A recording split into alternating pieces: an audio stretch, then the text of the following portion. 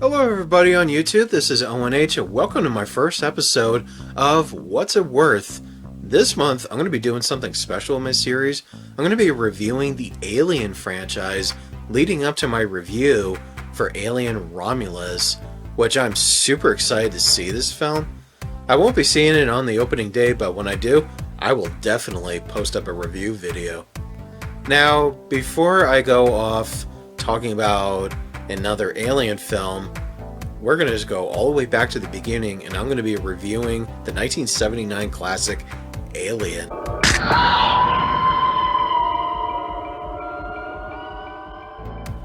Now, a lot of you have probably been introduced to Aliens when you were younger, so you're more associated with Aliens being the first film rather than Alien. But if you've never seen any of the films before, the best way to start a franchise of any kind is always start with the original. And that's exactly what we're going to talk about in this video.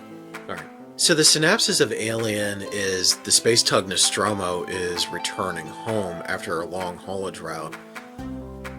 When the crew of the spaceship wake up out of hypersleep, they not only realize that they're only halfway home, but the AI that runs the ship, Mother, intercepted a transmission of unknown origin emanating from a planet not far from where they're at right now. By company law, they have to go down and investigate this transmission. So after a rough landing, a few crew members venture out to go find this transmission where it's coming from. There, they come across a derelict alien ship, a long-dead pilot known as a space jockey, and a whole chamber filled with alien eggs. And of course, when one of the crew members is brought back to the ship with a life form attached to his face, it's proven literally impossible to have this thing removed without killing him. So after detaching itself and dies, the crew eventually find out that this parasite laid an embryo inside Cain, which gives birth to an alien life form that breeds within a human host. Not long after it's born, the creature grows to a full adult and wreaks havoc on the ship, which causes the crew to try and take this thing out before it reaches any populated spaceport or even Earth.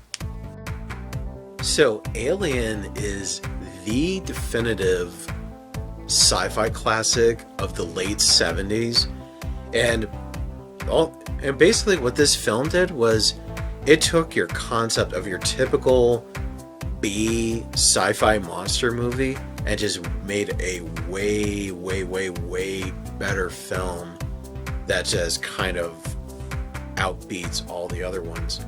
And this film became so influential that a lot of films have actually referenced this film quite a few times. It's been spoofed, and other films have just taken little like nitbits, even took the production design, the retro, homey, comfortable, but sometimes claustrophobic look of like the Nostromo's interior and integrate it into their own films, thanks to Ron Cobb.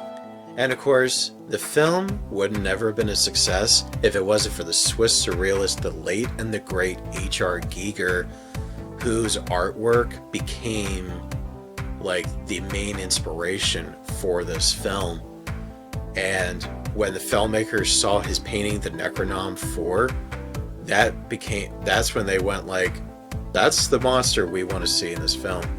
And he did so many concepts that his concepts actually ended up being in the other Alien films somewhere down the road.